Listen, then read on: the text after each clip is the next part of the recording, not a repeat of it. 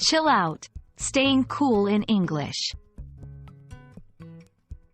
Hello, everyone. Welcome back to our channel.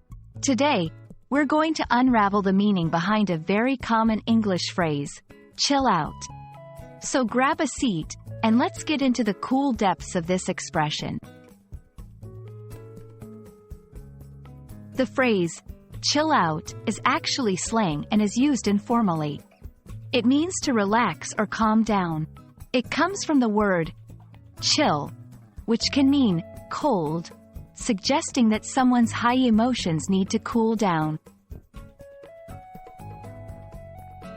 This phrase originated in the United States and became popular in the late 20th century.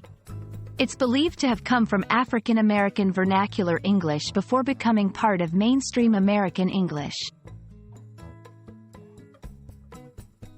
You can use chill out when someone is stressed, angry, or too excited.